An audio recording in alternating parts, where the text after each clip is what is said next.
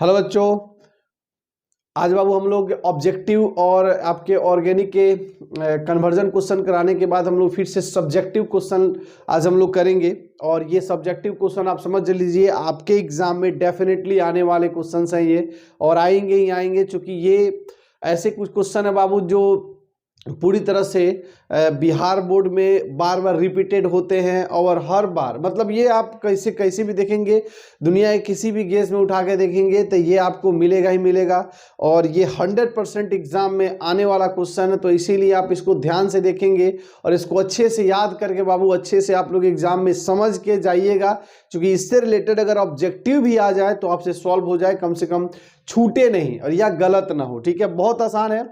तो स्टार्ट करते हैं बाबू वीडियो। और ये आपका चैनल केमिकल नगरी और हम आपके अनूप सर। तो इसी तरह की वीडियो आपको मिलते रहेगी, बस आप लोग चैनल से जुड़े रहें। देखते हैं बाबू क्वेश्चन हम लोग। तो पहला क्या होता है, kinetics of zero order reaction. ठीक है ना, आई थिंक ये आप लोग बार बार रिपीट कर भी रहे होंगे, पढ़िए इसको ध्यान से, हम आपको बताते हैं बहुत ही आसान से और आपको याद हो जाएगा, यहीं पे याद हो जाएगा। जीरो ऑर्डर रिएक्शन, शून्य कोटि अभिक्रिया की बल गति की।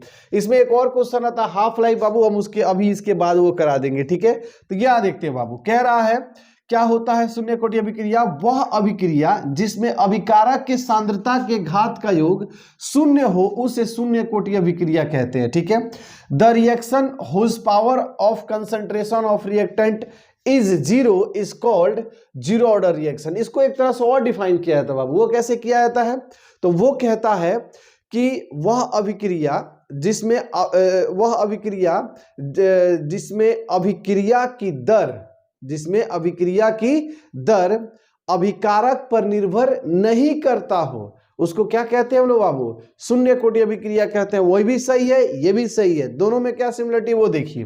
क्या होता है बाबू, मान लीजिए आपके पास कोई रिएक्टेंट है, ये क्या बन रहा है, आपका प्रोडक्ट बन रहा है। ठीक है जी, तो क्या इक्वेशन कह रहा है, अगर इसका हम रेट ऑफ रिएक्शन का इक्वेशन लिखे तो देखिए बाबू, यहाँ पे जो होगा, अगर टी बराबर हम जीरो पे कहें, इसको टी बराबर जीरो पे, तो इसको क्या कह सकते हैं हम, आर नॉट। ठीक है ना, अगर टी बराबर कोई टाइम ले लेते हैं तो क्या कह लेंगे हम, आर टी कह लेते हैं, या सिंपल आर रहने देते हैं। ठीक है, इस समय चलो अब इसी को देखते हुए देखिए एक रेट लॉ इक्वेशन लिखते हैं इसका। तो R O R rate of reaction है ये, शॉर्ट में R O R rate of reaction के कंसंट्रेशन, यहां आर ले लेते हैं कंसंट्रेशन, और पावर कुछ होता है एक्स।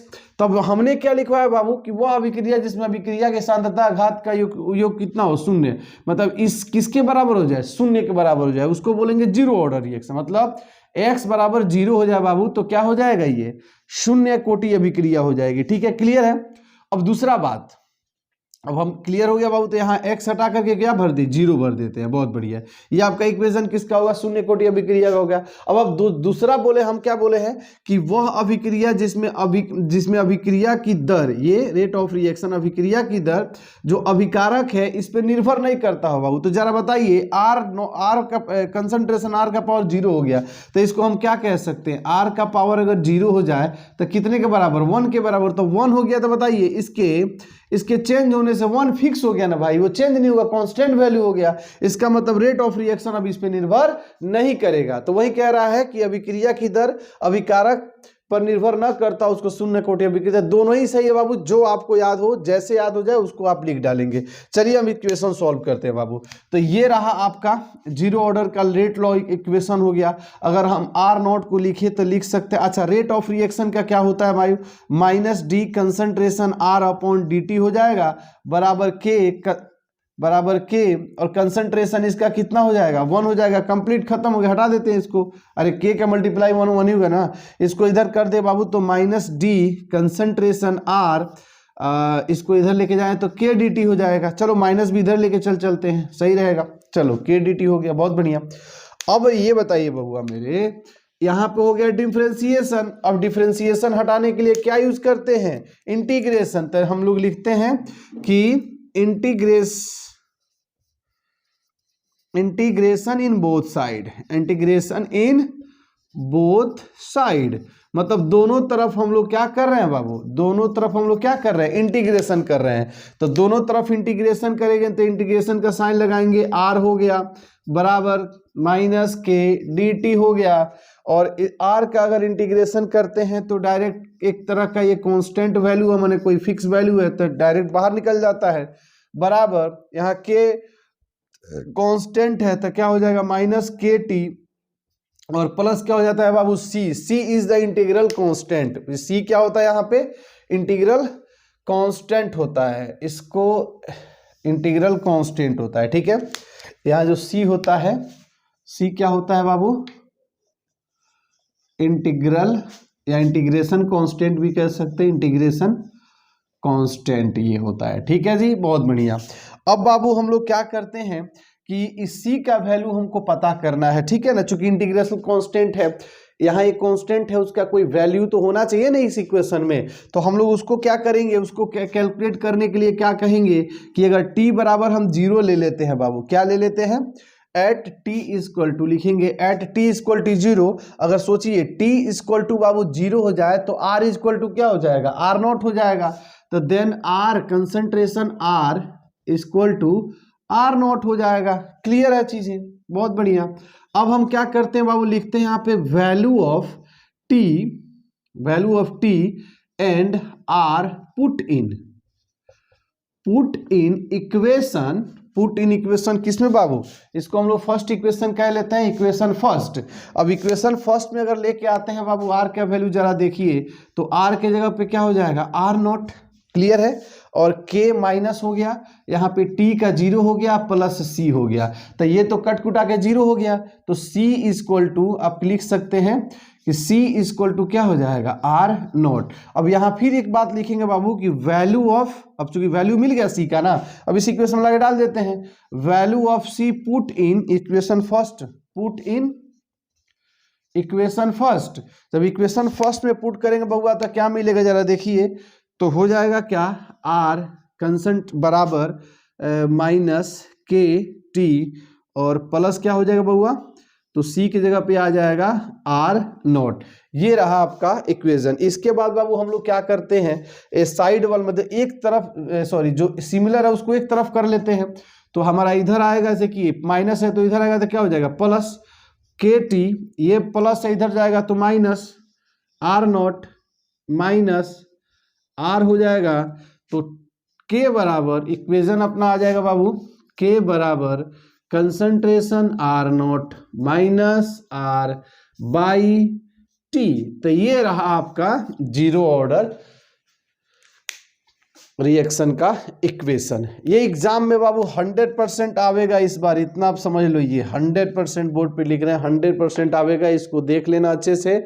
ये एक ही नहीं, इसमें क्या होता है ऑब्जेक्टिव दे देता है, सब्जेक्टिव भी दे देता है, दोनों साथ ही दे देता है। तो सोचो आपको कितने नंबर बेहतर मिलने वाले हैं।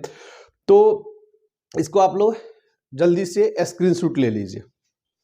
चलो ये रहा हम लोग का आज का दूसरा गेस क्वेश्चन, और ये भी बहुत इंपॉर्टेंट है बाबू, दोनों एक ही साथ आ सकता है, दोनों सेपरेट, लेकिन आएगा तो 100%। ये बार बार बोल रहे हैं तो आप समझिए, इसको जाइए अब याद कर लीजिए, समझ जाइए कि एग्जाम में ही आपको बस ये आने वाला है। क्लियर है, तो एकदम दिमाग में ये सब सेट होना चाहिए बाबू, जो अभी करा रहे हैं, जितना हम क्वेश्चन आपको देंगे वो सब दिमाग में सेट होना चाहिए। अगर आपको अपना नंबर बेहतर देखना है, रिजल्ट देख करके अंदर अगर खुशी महसूस करनी है, फ्यूचर के लिए आपको एक बेहतर एनर्जी लेना है, चूंकि बाबू 12th के एग्जाम आपके ये भी पॉइंट, ये भी आपके लिए बहुत ज़रूरी होता है। 12th का एग्जाम बेहतर जाता है तो आप नेक्स्ट एग्जाम में जब बैठते हैं तो एक अच्छे एनर्जी के साथ, और यहाँ पे आप अच्छा फैसला लेते हैं। नहीं तो हम अक्सर देखे हैं कि अच्छे विद्यार्थी का रिजल्ट अगर थोड़ा बहुत गड़बड़ हो जाए तो बेचारे का मनोबल टूटता है और कहीं गलत डायरेक्शन में चला जाता है। तो इसीलिए वैसा आपके साथ ना हो, अच्छे से पढ़ाई करें और ये वीडियो को आप बढ़िया तरह से देखें, बढ़िया से पूरा रिविजन कर लें, आपके लिए बड़ा बेनिफिट रहेगा। तो चलो देखो बाबू, दूसरा क्वेश्चन आज का ये क्या है कि half life of zero order reaction, शून्य कोटि अभिक्रिया की अर्धायु काल। बहुत सिंपल है, ये जो शून्य कोटि अभिक्रिया है उसी से ये छटका हुआ पार्ट है, तो कोई अलग नहीं है। हम आपको समझा देते हैं क्या है। कह रहा है बाबू कि वह समय जिस पर अभिकारक की सांद्रता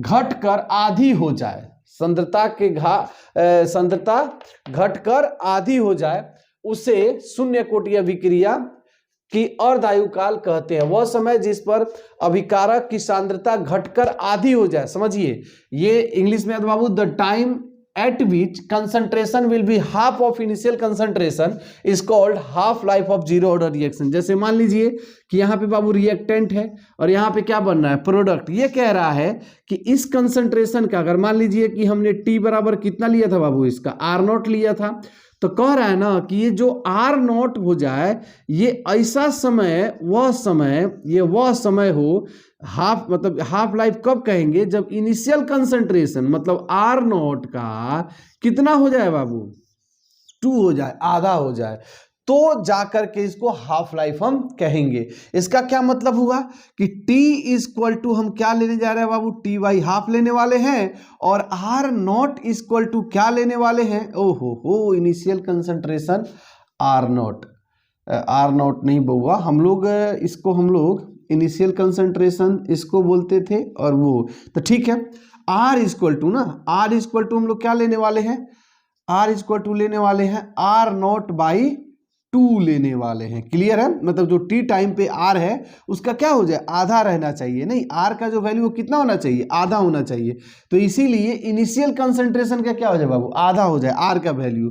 तो अब क्या करेंगे हम लोग, इसी इक्वेशन को किस में पुट करेंगे बाबू, इस जीरो ऑर्डर रिएक्शन की इक्वेशन में। तो लिखेंगे बाबू कि वैल्यू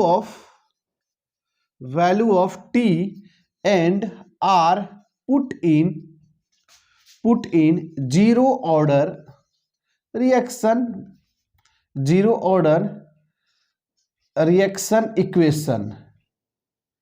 इक्वेशन ऐसे इक्वेशन लिख दीजिए। चलिए, तो उसके अंदर जब पुट करेंगे बाबू तो क्या आएगा आपका, देखिए जरा, K तो K रह गया। एक काम करते हैं हम लोग, इसको T को इधर लेके चले आते हैं, ठीक है, ये इधर आ गया। अब T के जगह पे क्या रख देंगे बाबू, इनटू T हाफ रख देंगे बाई बराबर R0 को एज इट इज रखते हैं, माइनस R के जगह पे अब क्या रखेंगे बाबू, R0 बाई 2।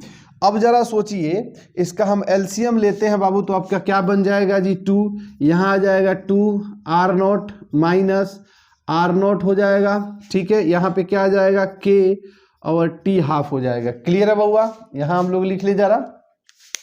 तो अब क्या करते हैं, K को जरा इधर ला लेते हैं। अच्छा, 2R0 में से एक R अगर निकल जाएगा तो कितना बचेगा बाबू, तो T हाफ बराबर R0 बाई 2 का 2 हो गया, इधर आया K, तो 2K, ये रहा आपका जीरो ऑर्डर रिएक्शन का हाफ, मतलब बोले तो अर्ध आयु काल।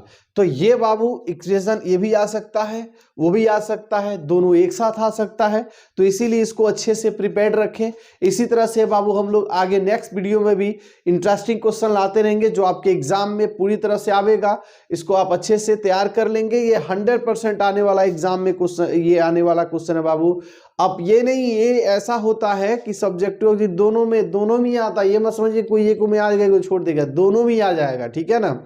और आएगा तो एक में तो डेफिनेटली आने वाला है, 2 में तो मतलब आ जाएगा भी, नहीं भी आ सकता है, लेकिन एक तो पक्का आने वाला है, ठीक है।